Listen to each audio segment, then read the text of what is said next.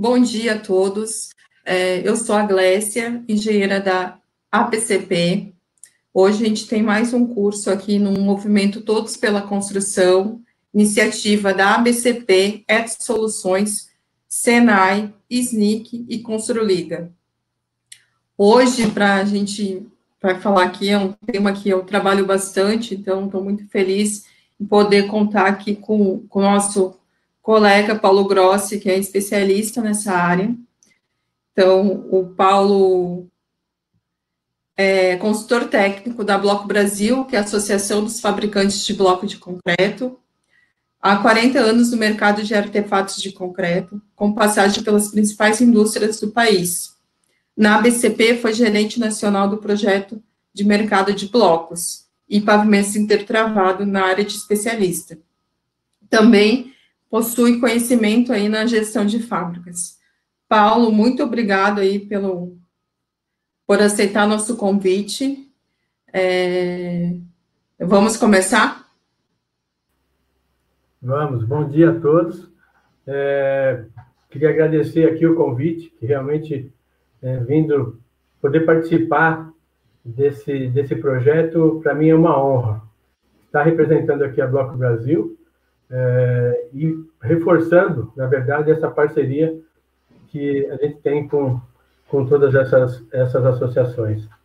Eu agradeço muito e espero que realmente eu consiga passar aqui as informações necessárias. Obviamente que, em função do tempo que a gente dispõe, a gente vai fazer um trabalho o mais prático possível, mas de uma forma bastante superficial, mas espero que a gente consiga atender aí a expectativa.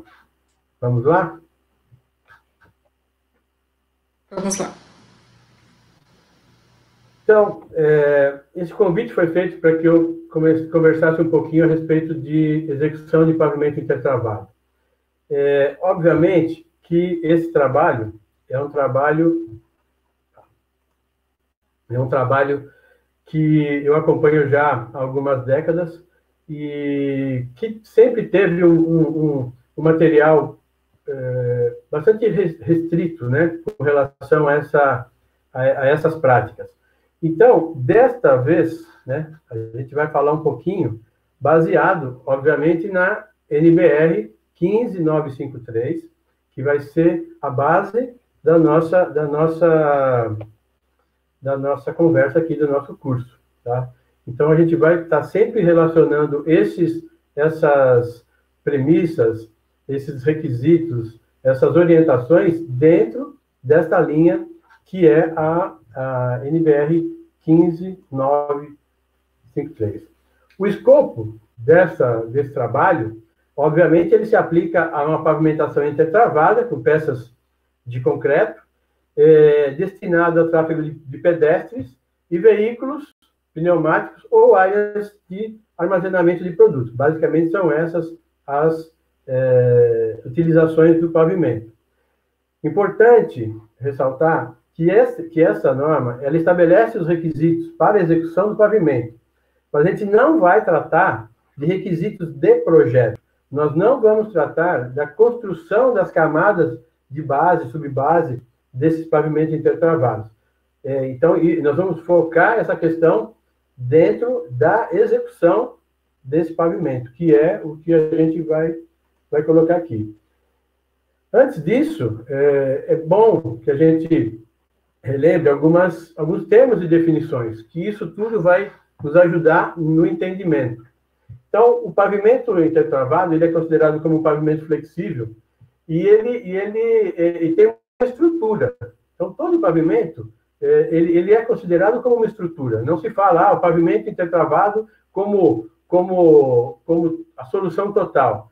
Então, esse pavimento ele é a camada de revestimento desse pavimento e que normalmente é o que dá o nome ao pavimento. Então, nós estamos falando de pavimento intertravado por conta dele ser a superfície desse pavimento. A camada essa estrutura de pavimento, que eu tenho aqui uma seção típica, então nós vamos colocar aqui em cima de um solo local, de um subleito, eu posso estar colocando uma subbase ou mais base, se for o caso. Sobre essa base, nós vamos instalar ou confeccionar as contenções. Vamos colocar aqui o material de assentamento. Sobre esse material de assentamento, as peças de concreto, efetivamente, e depois o material para o rejuntamento. Então, essa composição aqui é que vai nos orientar com relação ao que seria o pavimento de concreto. Para a gente ter uma ideia de como isso funciona, então, tem aqui um exemplo de uma distribuição de carga, onde nós vamos ver aqui, ó, que quanto maior a espessura desse conjunto aqui, dessa estrutura, menor vai ser o esforço que o solo local, o subleito, vai receber. De uma forma inversa, quanto menor o suporte, capacidade de suporte desse subleito, maior vai ter que ser essa espessura desse pavimento. Ainda como termos de definições, a peça de concreto, que é um componente pré-fabricado, né, de concreto utilizado para ser o revestimento desse pavimento. Uma consideração importante é o intertravamento, o porquê desse intertravamento. Então, na verdade, o intertravamento vai ser justamente a capacidade dessas peças de resistirem a movimentos e deslocamento individual. Esses deslocamentos eles podem ser de forma vertical, quando você aplica uma carga no eixo de uma peça, de rotação, quando essa carga acaba saindo fora do eixo, um horizontal, que o exemplo mais fácil de entendimento seria no caso de uma frenagem, e o de giração ou rotação, que seria o esforço de uma manobra, por exemplo, das carretas, né? Você tem um movimento de rotação e você tem esforços nesse sentido. Essa transferência de esforços, ela justamente vai passar para cada peça vizinha. Então, todos os esforços que são colocados, sejam verticais, horizontais ou de torção, eles são transferidos para essas peças vizinhas, que justamente vai proporcionar essa camada de rolamento homogênea e flexível. Então, essas são as considerações que a gente tem que fazer. Dentro dessa norma, nós não vamos tratar dessas execuções, mas nós vamos falar sobre atribuições. Então, existem atribuições de responsabilidades. Com relação ao projeto, nós estamos falando de dimensionamento. O que você vai, que nós vamos tratar da capacidade estrutural. Nós vamos avaliação e premissas. Nós vamos ver as condições e características desse leito e utilização e interferências. Com relação à carga, nós temos que definir, tem que ser definido qual tipo de carga. Será uma carga móvel ou estática? A quantidade de passadas dessas cargas e a sua frequência. A questão da estrutura da fundação, onde vão ser definidos as espessuras, declividades, grau de compactação. Com relação à especificação, nós estamos falando mais do desempenho, que é onde você vai especificar os materiais, o padrão de assentamento, como vão ser construídas essas contenções, e o sistema de drenagem, que é uma coisa muito importante. Com relação às atribuições de responsabilidades voltadas ao projeto arquitetônico, nós estamos falando especificamente de estética, onde o padrão de assentamento vai ser definido, detalhamento de paginação, coloração de peças, bordas e acabamentos. Com relação à execução, o que nós temos que atender? Obviamente, atender aos projetos, né? O cuidado com o recebimento e aceitação das peças, que nós vamos falar um pouquinho mais à frente. Utilização de mão de obra capacitada, e nesse caso, a facilidade de que, se essa mão de obra local não é capacitada, a gente tem condições de transformá-la numa mão de obra capacitada. Utilizar equipamentos e ferramentas apropriados, sem esquecer de atendimento à legislação, né, do Ministério do Trabalho e Emprego, no que diz respeito à segurança, higiene, medicina do trabalho. Verificar a aprovação da estrutura e contenções, informar ao projetista se tem alguma condição não prevista nesse trabalho. As responsabilidades da fiscalização são meio que óbvias, né? Que seria realizar o acompanhamento desse trabalho baseado, tendo como base a NBR 15953, que é a nossa base aqui do trabalho. E interromper a execução da obra quando algumas dessas especificações não sejam atendidas. Dentro dos requisitos, aí entrando especificamente nos requisitos, a gente vai falar um pouquinho dos materiais e especificações. Então, nós vamos falar de subleito, da subbase, de base, das contenções laterais, de ferramentas, que são ferramentas básicas, do recebimento das peças, o assentamento, rejuntamento e a peça de concreto propriamente dita. Então, isso tudo, ele faz parte desse nosso trabalho a partir de agora. Então, dentro do subleito, e aí falando só como requisitos mínimos que a norma contempla, com relação ao subleito, existem alguns parâmetros aqui. Então, que o CBR tem que ser maior que 2%, expansão volumétrica menor ou igual a 2%, livre de plantas e raízes, que o lençol freático esteja pelo menos a 1,5 m da superfície da pavimentação, um caimento mínimo de 2%, que isso também vai fazer parte da drenagem, e um reforço caso seja necessário. Sempre nesses casos, a norma vai colocar aqui a que norma ela está se referindo. Nesse caso aqui, nós estamos falando da 12307.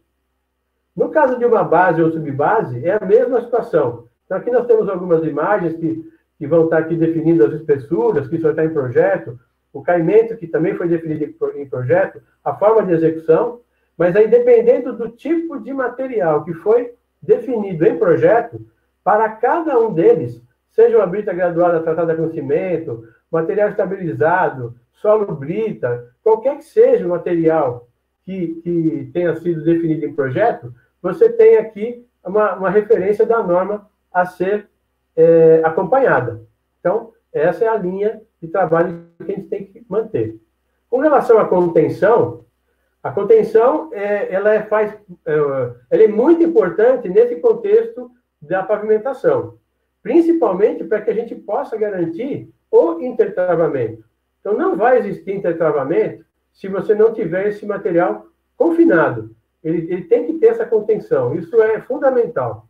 Então, é uma estrutura rígida, ou dispositivos fixados na própria base. Essa estrutura pode ser moldada em loco ou pré-fabricada. Ela vai ter que obedecer, obviamente, os níveis e alinhamentos que foram definidos no projeto e executados, isso é importante, antes da execução da camada de revestimento. Normalmente, essa contenção, ela é executada e deve ser executada após a confecção da base. Então, ela tem que estar cravada nessa base, ela tem que estar, garantir a estabilidade dela, porque ela vai receber os esforços pelo efeito da distribuição de carga da pavimentação.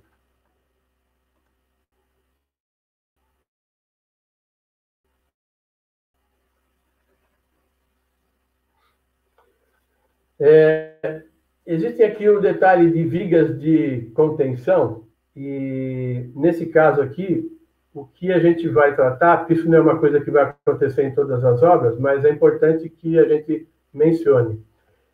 Essa viga de contenção, ela é uma estrutura rígida, né, que normalmente é feita em concreto simples ou concreto armado, que ela tem aí duas situações de utilização. Uma delas é justamente você avaliar a obra onde você tem uma necessidade de mudança de pavimento, ou até, em alguns casos, onde a pavimentação vá até um determinado trecho e dali para frente ela vai continuar sem essa pavimentação. Então, você vai ter que fazer essa viga e ela vai ter o mesmo trabalho da viga de contenção lateral, só que ela vai ficar no mesmo nível da pavimentação. A outra utilização é quando você tem trechos de obras com inclinação superior a 8%. Então, você tem que fazer essa viga transversal à pavimentação para que ela suporte esses esforços na tentativa de descer esse material. Obviamente que o espaçamento entre uma viga e outra, ele vai estar definido em projeto, que ele vai depender da inclinação e vai depender também do tamanho, né, do comprimento, da extensão dessa área com essa inclinação. Na questão de ferramentas, na parte de assentamento, nós estamos falando de ferramentas muito básicas. São ferramentas que você encontra em qualquer obra, quer dizer, não é nada específico, né? Então, você tem aí, desde os fios de nylon que a gente vai usar para marcação, marretas de borracha, vassoura, rolos de madeira, rodos de madeira, desculpa, equipamentos para corte, trenas. Então, são ferramentas básicas que a gente vai utilizar para poder fazer essa pavimentação. Na questão do recebimento e estocagem, que seria aí o último item antes da gente entrar na execução propriamente dita, nós estamos vendo aqui que a primeira condição ali é o atendimento às especificações da 9781. E isso, eu me refiro desde do projeto. Então, lá no projeto, você já tem que estar, o projetista tem que estar definindo que tipo de carga vai ser aplicado, para poder definir qual a espessura do pavimento, qual a resistência dele. Então, você, desde a hora do projeto, na parte de comercialização, ou seja, a hora da compra, da elaboração da compra, isso já tem que estar especificado. Então, nós vamos tratar nesse ponto dos requisitos da peça. Resistência à compressão, dimensional, absorção, o aspecto visual, outros ensaios que são contemplados na norma. Aí, esse recebimento, obviamente, ele vai ter que atender a esses requisitos. Esse material vai chegar na obra e ele tem que estar identificado, tá, com o fabricante, com o número de lote, data de fabricação, a quantidade de peças por metro quadrado, quantidade de peças no pallet. Esse material, ele chega normalmente paletizado, e não necessariamente ele vai ser descarregado dessa forma na obra. Isso vai depender se a obra possui equipamentos para fazer essa descarga mecanizada, ou se o fornecedor possui na sua frota dispositivos para fazer essa descarga mecanizada, ou então ela vai ser descarregada numa área plana, devidamente preparada, e existem alguns cuidados nesse descarregamento para que a gente não danifique as peças. Essas peças devem ser empilhadas, elas não podem ser jogadas em hipótese alguma, e a gente tem que tomar alguns cuidados com relação à amarração e com relação, principalmente, à altura dessa pilha, para que se evite acidentes. Normalmente não se deve ultrapassar isso a 1,40 m, 1,60 m de altura. A partir desse estoque, nós vamos ter a questão do transporte dessas peças até o local de assentamento. Esse material, novamente, vai depender muito da estrutura que se tem na obra. Esse pallet, ele pode ser levado até muito próximo do local de assentamento, ou esse material pode ser levado por intermédio de outros equipamentos. Pode ser um mini pallet, né, que são pallets de madeira que você coloca uma quantidade menor e leva até o trecho de assentamento. Pode ser pelos carrinhos, tipo, que eles chamam na obra de carrinho tipo Coca-Cola, e aqui o carrinho de mão normal, desde que essas peças sejam colocadas no carrinho de forma adequada. Porque não adianta você ter todo o processo de qualidade na empresa, na fabricação, no transporte, até a chegada na obra, e depois, na obra, você praticamente jogar esse material em cima do carrinho, onde você vai poder ter as arestas danificadas, ou até, às vezes, uma peça quebrada. A partir daí, então, nós vamos fazer a camada de assentamento. Essa camada de assentamento, ela é de fundamental importância. Isso vai ser colocado sobre a camada a base, né? Existe aqui um material, que é o material pétreo, que nós vamos estar utilizando. É importantíssimo que ele atenda a essa curva granulométrica, isso está contemplado na norma, e algumas outras considerações, como, por exemplo, a umidade desse material no momento da aplicação tem que estar entre 3% e 7%. Ele tem que estar livre de materiais friáveis, torrões, argilas, impurezas orgânicas. Isso é fundamental também. Tem que ser um material limpo. A espessura desta camada, ela pode estar, deve ter 5 centímetros, mais ou menos 2 centímetros, na condição não compactada. Tá? Isso é importante ressaltar. Na condição não compactada. Ela tem que ter aqui uma dimensão máxima 5 vezes menor do que a espessura da camada de assentamento. E aí tem 2 observações embaixo que são muito importantes. Quando a gente define essas condições de espessura máxima e mínima dessa camada, isso pode se transformar, se não forem obedecidas, numa patologia lá na frente. Então, quando você tem uma espessura excessiva, você pode ter uma deformação na parte do rodeiro, que é onde você tem algumas situações em que os veículos passam sempre no mesmo lugar. Isso você pode ter uma deformação. E se a espessura for insuficiente, você pode ter a ruptura da peça. Tá? Isso é muito importante da gente levar em consideração.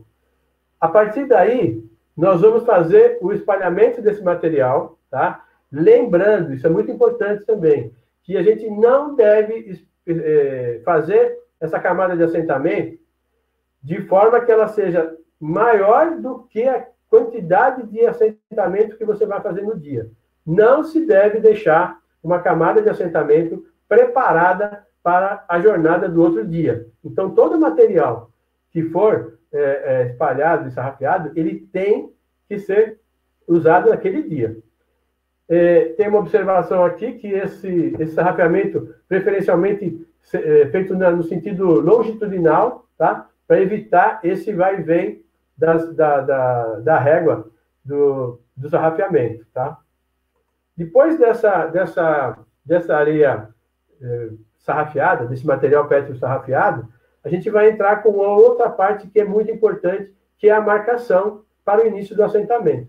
Se uma obra começar sem esse trabalho de marcação, é muito provável que, depois de alguns metros, de 2 uma, ou as juntas vão estar extremamente abertas, ou elas vão estar numa condição de desalinhamento que as peças não vão caber mais. Então, é importante que essa marcação seja feita, tirando o esquadro dessa primeira fiada, tá? E não só na hora dessa marcação, é imprescindível que as linhas guias sejam mantidas durante todo o trabalho, sejam nas transversais ou sejam nas longitudinais. Então, esse trabalho de linha, chegou numa obra, você não encontra a linha, você pode ter certeza que você vai ter problemas de alinhamento nesse material, nessa pavimentação. Nós colocamos aqui 2 situações de assentamento, levando em consideração as peças que são do grupo 1, tá? Que são as peças ou retangulares, ou 16 faces, ou onda, que são peças retangulares que permitem algumas formas de assentamento. O grupo 2, 3 e 4, eles não permitem essa modificação. As peças têm uma geometria que normalmente se tem uma única situação de assentamento. Então, nós estamos colocando aqui, dentro do tipo 1, que você tem aí, que é o mais utilizado, que é o espinha de peixe, que você pode utilizá-lo a 45 graus ou a 90 graus. Aqui, a título de curiosidade, né, lembrando que esse assentamento ele pode ser feito de maneira mecanizada, obviamente dependendo muito primeiro, da disponibilidade de equipamento e, segundo, da característica da obra. Normalmente, uma obra, para poder ter a utilização do meio mecanizado, ela já é uma obra relativa com uma dimensão maior, né? E, em muitos casos, de repetitividade.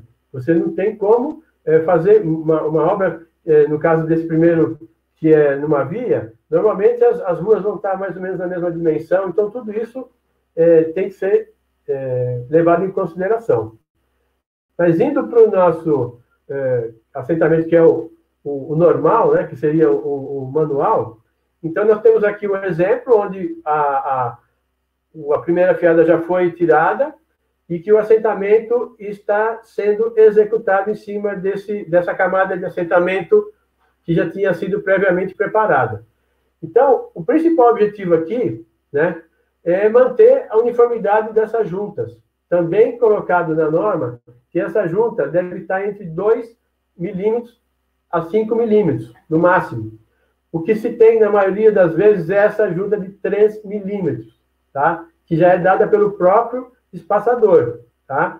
Dentro desse assentamento, o que a gente tem de maior cuidado, porque aí mesmo que você tenha o alinhamento, o esquadro da primeira fiada, é importante que você, ao colocar a peça, já coloque na posição correta, na posição definitiva.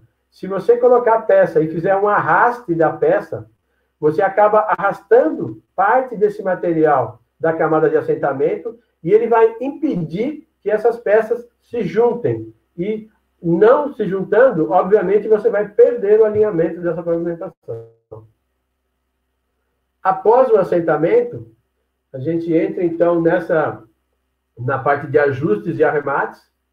Esses ajustes e arremates, preferencialmente, devem ser feitos com serra de disco diamantada. Eu tenho aqui exemplos de outros equipamentos, aqui uma guilhotina, né, que o pessoal costuma utilizar, mas a própria norma, ela referencia que, preferencialmente, por alguns aspectos, né? Por qualidade,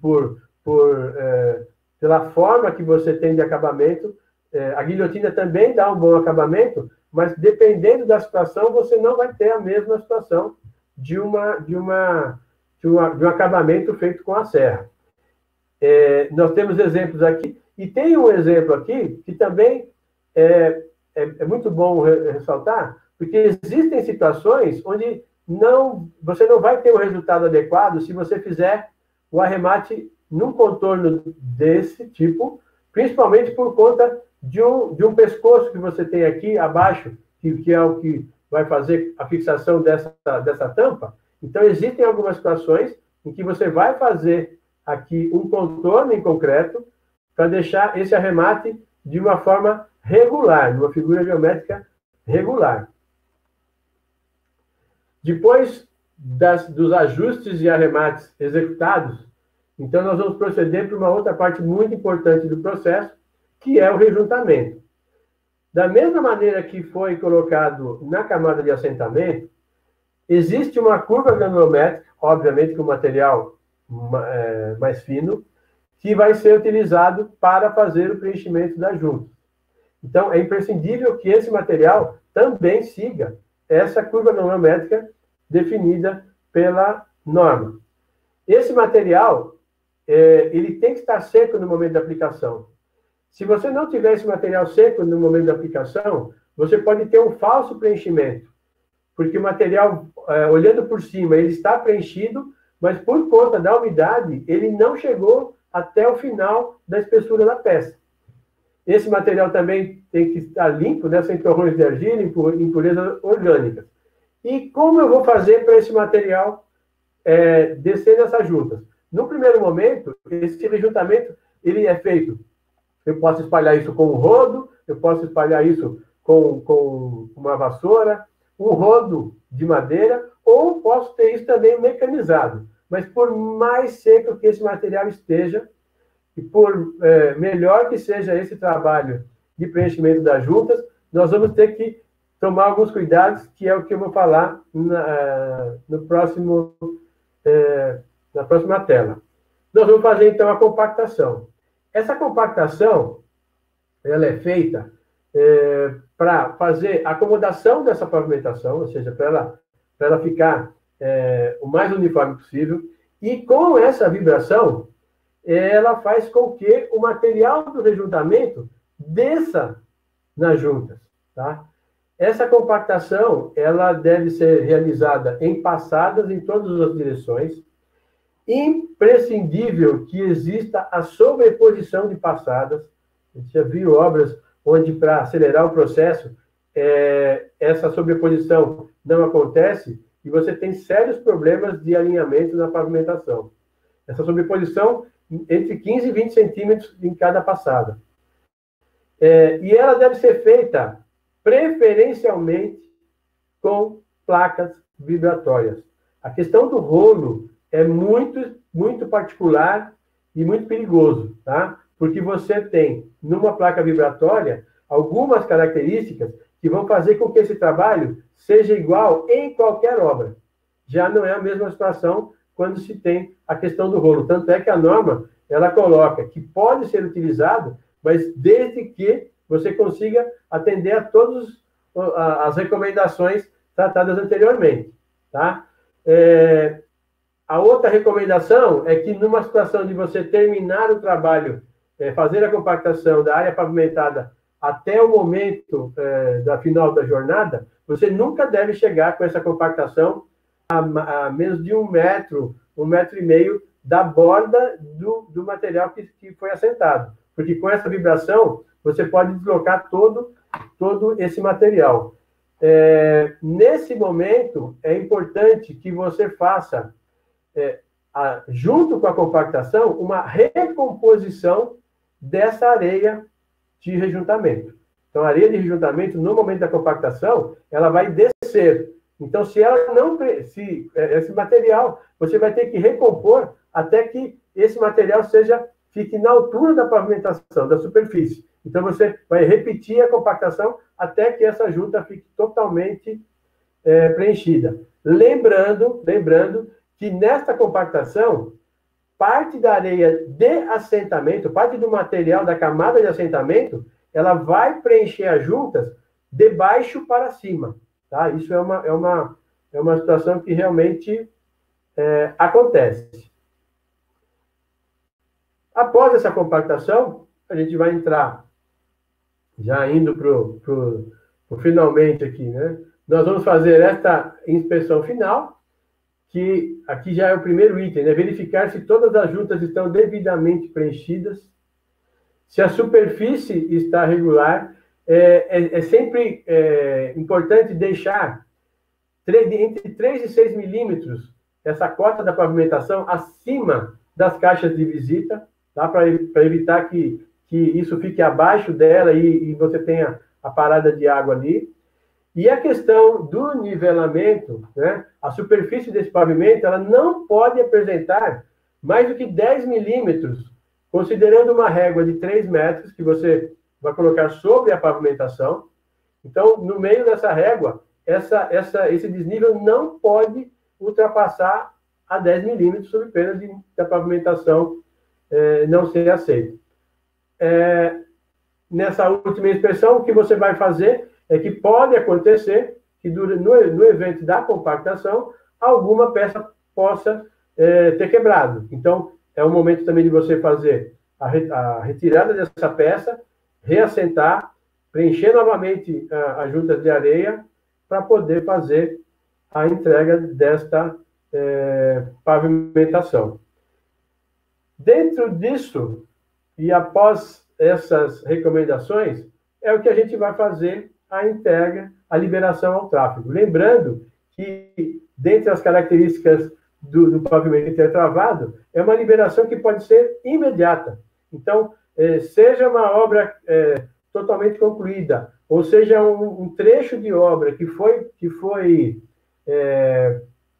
feito naquela jornada, você pode fazer uma liberação parcial, desde que você não tenha a passagem de veículos na parte não acabada. Se for necessário, também se pode colocar um travamento, uma contenção provisória nesse final e liberar toda essa área para o tráfego. Era isso, até pelo tempo que a gente tem disponível. Eu espero ter conseguido passar essa ideia. Óbvio que existe, para cada item desse que foi comentado, a gente poderia ter um curso desse tamanho, uma palestra desse tamanho, porque é muito material, é um material gostoso de falar, isso faz parte da minha vida, e espero realmente ter atendido aí as expectativas e estamos prontos aqui para poder tirar alguma dúvida se for necessário. Obrigada, Paulo. Imagina, eu que agradeço. Deixa eu colocar. Então, você, lá na compactação, você falou lá, né, da placa.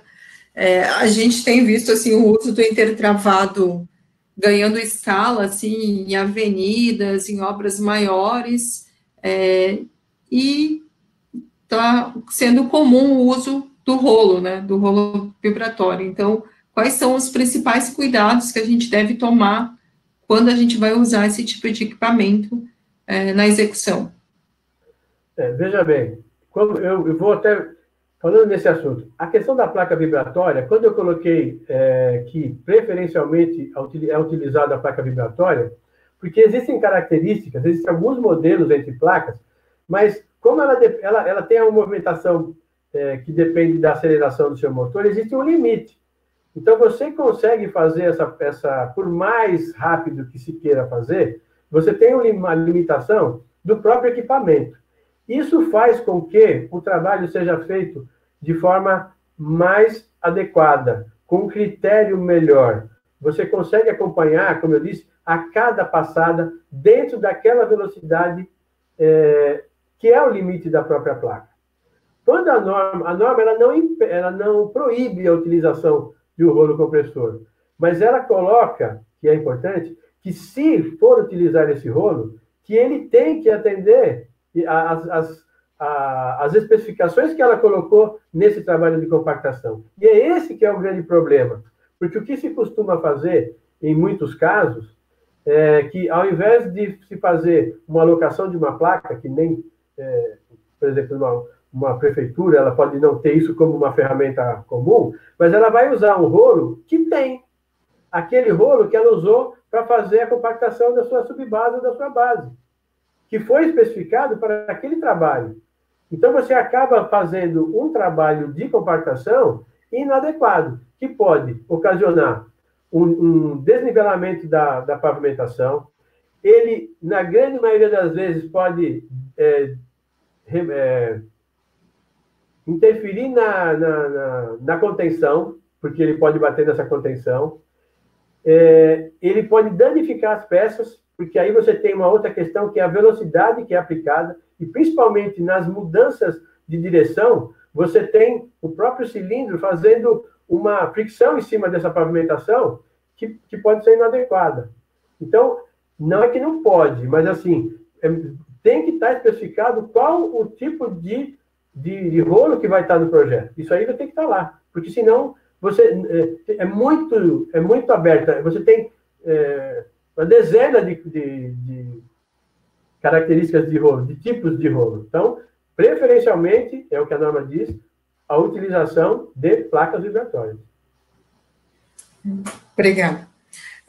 Aqui tem uma pergunta em relação ao lençol freático. Quando a gente não consegue ter essa medida do lençol estar a menos de 1,50 m, como é o caso aqui, ó, do exemplo de Santos, da Baixada Santista,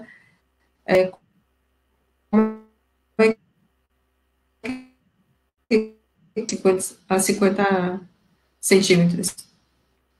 Você deu uma cortadinha aqui no final da sua pergunta, mas...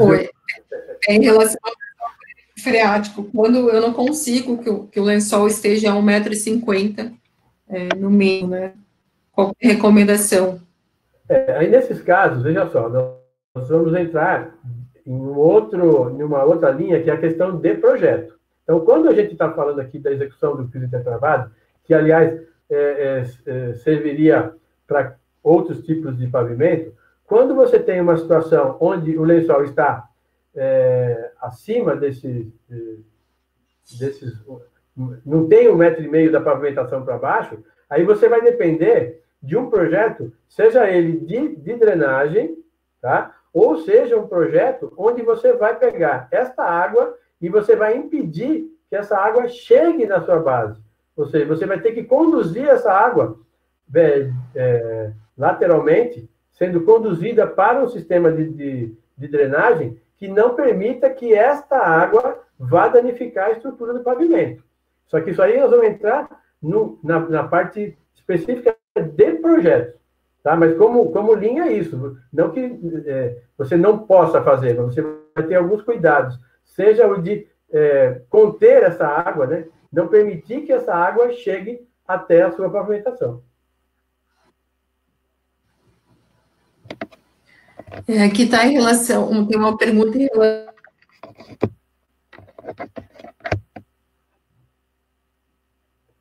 O seu áudio travou. Então, a inclinação máxima lá. Oi. Conseguiu escutar? Não ouvi absolutamente nada, Glécia. Em relação à inclinação máxima, qual que é o recomendado? Olha, veja só. Na norma, você fala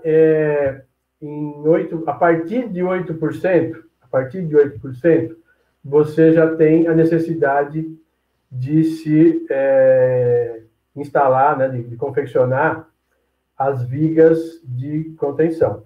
Tá? A questão de inclinação máxima, ela é muito relativa, porque eu já tive situações com obras de 15%, 18%. Vai depender muito do fim que se destina. Quer dizer, você tem uma inclinação, ela também vai ter que atender ao objetivo que é a de você ter acesso. Então, você tem uma limitação, e aí você começa a ter alguns problemas de ainda no projeto, definir novos caimentos laterais para que você não deixe a água ganhar velocidade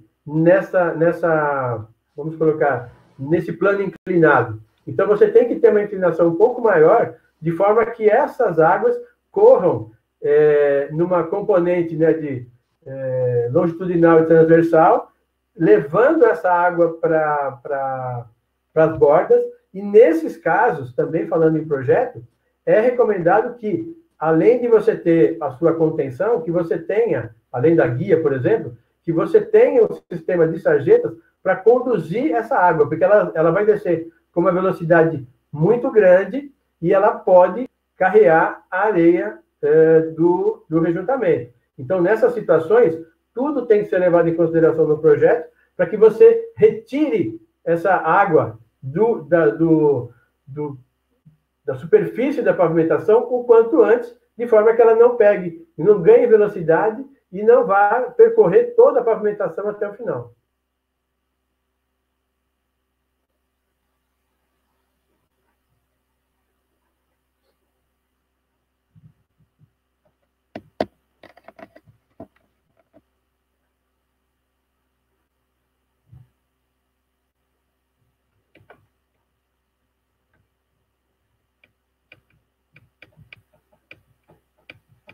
Glécia?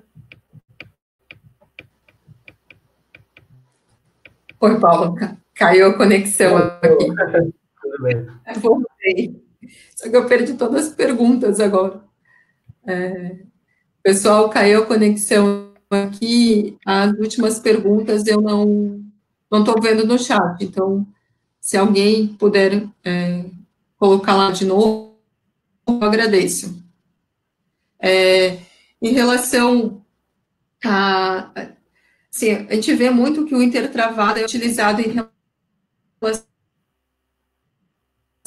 com mutirão, né? Então, muitas prefeituras, como o intertravado tem uma facilidade... Oi? Não, pode falar. Acho que aqui fica melhor. O intertravado ele tem uma facilidade de execução, né? Então, assim, muitas prefeituras usam o regime de mutirão.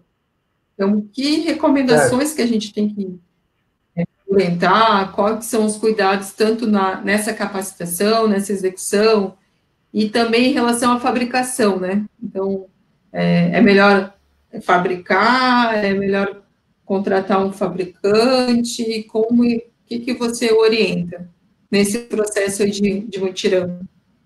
Tá. Na verdade, assim, vamos começar pela execução, que é um pouco menos polêmico. A questão da execução é um trabalho muito legal, é gostoso de se fazer, e como você disse, é muito tranquilo você capacitar uma equipe, e normalmente essa capacitação, por incrível que pareça, você vai fazer a mesma informação que você vai estar passando para o morador, aquele munícipe, você vai estar também passando para as pessoas da prefeitura. Isso é importantíssimo. Seja lá o ajudante, o pedreiro deles, o encarregado de obras, o engenheiro, isso é muito legal.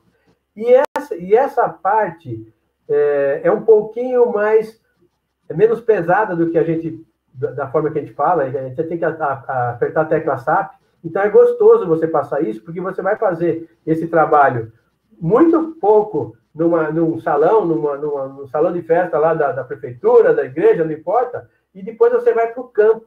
Então, você vai fazer junto com eles. Você vai mostrar para eles o que você deve fazer, como você deve proceder. E a partir do momento que o instrutor pegue na ferramenta, ele consegue mostrar que é fácil. Ele consegue passar essa ferramenta depois para uma pessoa e ela vai replicar aquele trabalho. Então, isso é muito legal, o acompanhamento é feito e o resultado disso é sempre positivo, muito positivo. Às vezes, você tem mais resistência nas pessoas que têm mais conhecimento, por exemplo, às vezes é mais difícil você convencer o corpo técnico lá da prefeitura ou da comunidade do que você fazer o treinamento com as pessoas. Com relação ao material, eu não posso deixar de dizer que o ideal é que você compre isso de uma indústria.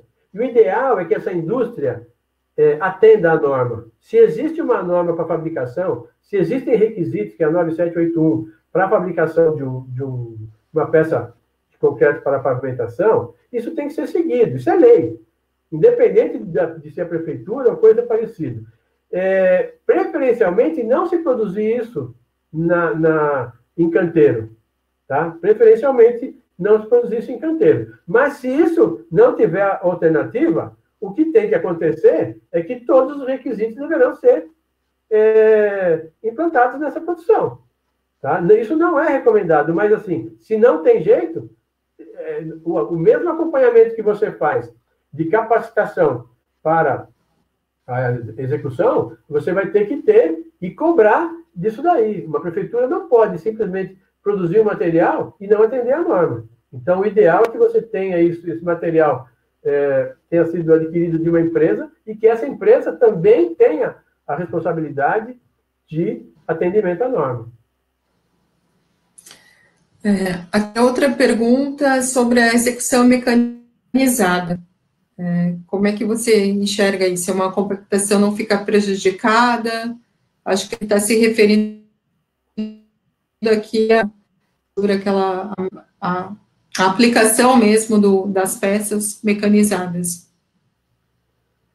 Olha, esse movimento, se a compactação não fica prejudicada, que ele está perguntando aqui. Por conta de você passar com o equipamento sobre a pavimentação antes mesmo dela receber Isso, exatamente. Veja só, normalmente esse assentamento mecanizado, ele tem uma certa que ele chama de é mais veloz, é mais econômico, isso é muito relativo, porque, na verdade, existem alguns custos inerentes onde você tem que preparar praticamente a paginação que você vai trabalhar na obra, você já deixar isso no pallet. Então, aquilo que você ia colocar na mão, você já tem que estar ordenar o pallet dessa forma. Essa movimentação da máquina, ela pode ser prejudicial se você não tiver um planejamento de obra. Então, se você não tem uma sequência, se a obra não é planejada adequadamente, se ela é uma obra que tem sujeira, que ela tem obstáculos, onde o operador desse equipamento, ele vai fazer sempre o mesmo caminho, ele não vai alternar, ele não vai fazer um caminhamento linear do ponto onde ele pegou a peça até o local de assentamento. Tudo isso leva a um problema de patologia. Então, o problema não é, não se pode afirmar que, por se fazer um assentamento mecanizado, você vai ter problemas na compactação, você vai ter problemas no deslocamento das peças, você vai ter problema de afundamento, por exemplo, nessa pavimentação durante o assentamento. Isso pode acontecer tudo isso se você não tiver uma ordem na obra. Então, você imagina que você tem alguns obstáculos e que se a máquina foi 400 vezes na linha de frente de assentamento, ela obrigatoriamente passou 400 vezes no mesmo local. Ela não conseguiu fazer um caminhamento, uma ordenação no seu fluxo. Então, nesses casos, isso faz parte do acompanhamento. Existem obras gigantescas que são feitas com a movimentação da mecanizada, assim como existem situações de assentamento, em obras que eu também já acompanhei, onde você levava o pallet com a empilhadeira até a ponta do assentamento. Então, de novo, se eu passar com a empilhadeira sempre no mesmo lugar, é fatal que eu vou ter um desnivelamento naquele trecho, ou aquele trecho já vai ficar pré-compactado e eu posso ter, na hora da compactação, não ter uma uniformidade. Mas isso tem mais a ver com a organização da obra. Aqui também tem uma pergunta que, em relação à manutenção, né? Mas quando surge o capim na junta lá do intertravado, né? Existe uma maneira de evitar isso? Como é que eu faço essa manutenção? Bom, a manutenção, na verdade, ou os cuidados, eles começam lá atrás. Então, quando você tem um material pétreo lá, que já vem contaminado, material que tem argila, que tem restos de material orgânico, coisas do gênero, o que acontece? A dificuldade é maior quando vem essa erva, você tem uma dificuldade muito maior de tirar. Por isso que você tem, não só na questão técnica, de você ter um material livre de torrões, livre de material orgânico, tem essa condição também dessa facilidade. Mas, obviamente, que o próprio material que vem na rodagem dos carros, a ação do próprio vento, você começa a ter algum material sobre essas juntas e as sementes acabam acontecendo. Então, o que se costuma fazer é a remoção manual disso quando a coisa é muito pontual. Quando não, né, quando a coisa é muito... não se tomou esses cuidados de ter um material adequado na camada de assentamento, você passar e aplicar um mata-mato, produto químico aí, para que esse material vá secar e você vai remover. Não tem outra saída. Mas a maioria das vezes, e você vai perceber que maior a incidência de ervas nas obras onde você não teve esse cuidado. Uhum.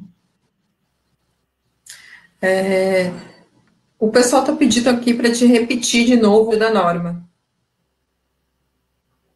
O número? Oi, Paulo? Oi. O número da norma. Vamos lá. Oi. A norma, ela é a NBR 15953. Pavimento intertravado com peças de concreto, execução. Tá? Existe a norma a 9781, eu também tratei, que é a que trata dos requisitos peças de concreto para pavimentação, especificação e métodos de ensaio. Então, nós tratamos aqui nesse curso duas normas. Quando a gente fala da peça em si, que é a 9781, e a outra, que é de execução, que é a 15953. Isso é imprescindível. Quer dizer, existe a norma, você é obrigado a atendê-la, né? Então, seja na questão de materiais. Quando você fala de fabricação de material, só voltando nesse tema, é bem isso. A própria norma de execução, ela direciona a parte das peças vinculando ao 9781. Então, não dá para você fazer uma coisa sem a outra. Você pode até utilizar a norma de execução, mas se você não tiver atendendo às normas na fabricação da peça, não tem sentido. Uhum. Em relação, assim, ao pó de pedra, né? Como é que você vê o uso aí? Porque eu dou esse curso também, às vezes, e sempre tem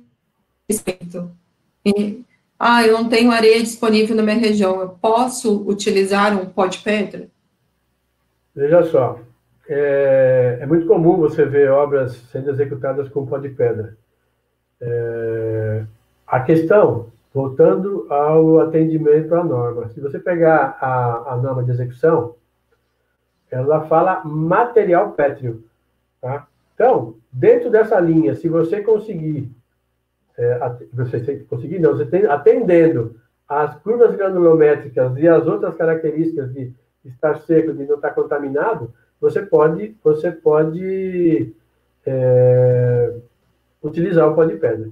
Existe um cuidado, isso é bom, são coisas específicas, mas às vezes é bom relembrar. Existe uma diferença entre você usar um pó de pedra, tá, que veio lá da pedreira, material que acabou de ser produzido, e existe uma confusão entre um pó de pedra, que na verdade são resíduos de outras pavimentações, tá? Que isso foi, sei lá, de repente foi estocado no pátio da prefeitura, foi colocado em algum terreno, e esse material, por ter características de um pó, ele acaba sendo levado para a utilização na confecção da camada de assentamento. Isso é um problema sério, porque esse material você não tem controle, e você pode ter uma condição de enrijecimento tão grande desse material, que a impressão que você tem é que ele tinha algum aglomerante lá, que tinha algum cimento lá nele, tá? E isso acaba dando um outro problema, que mesmo você seguindo todas as características, você pode ter as peças se soltando sobre essa camada de assentamento, tão rígida ela fica. Aí também, assim, que eu também, agora eu estou levando as perguntas que sempre fazem para mim, né? Não vale, isso não vale. Estou me vingando aqui. Assim, quando às vezes eu percebo que estão usando uma areia mais grossa no preenchimento das juntas, né? E aí, assim, uma dica, como é que eu verifico em obra se realmente essa junta está sendo preenchida? Tanto que a gente sabe que o preenchimento vai pela camada lá de assentamento e pelo preenchimento, né? Então, como é que eu verifico isso em obra? Uma dica aí para nós. Isso vai como dica, tá? Não tá aqui, não.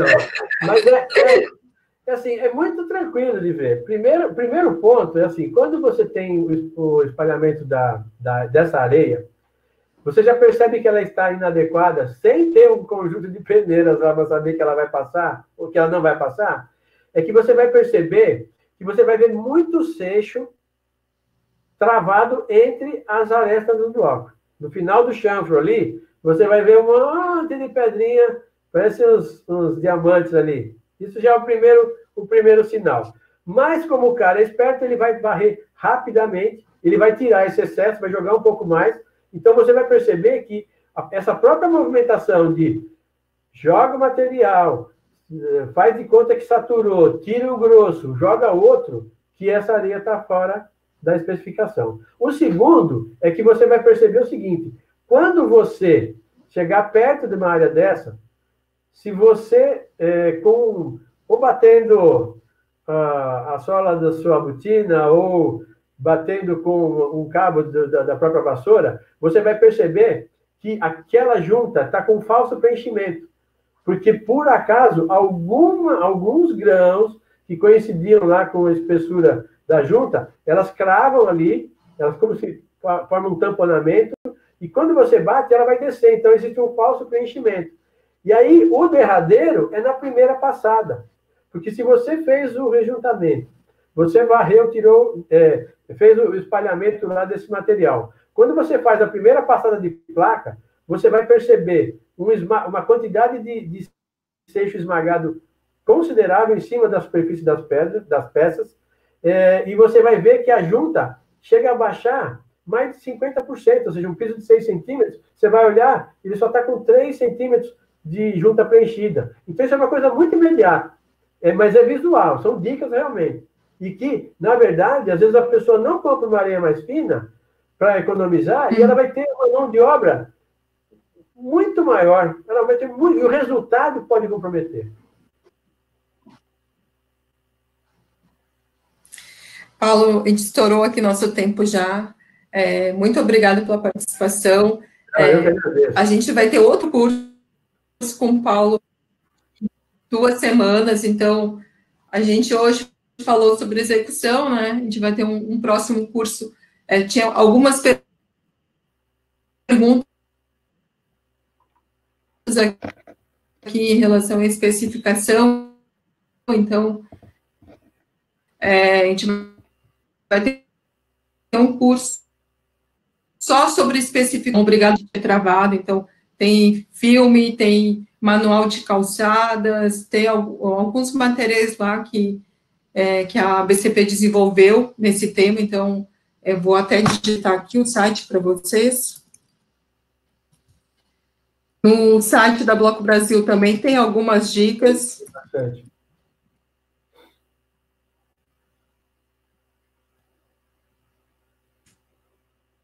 Então, agradeço mais uma vez, Paulo, e até o próximo curso. Boa tarde, pessoal.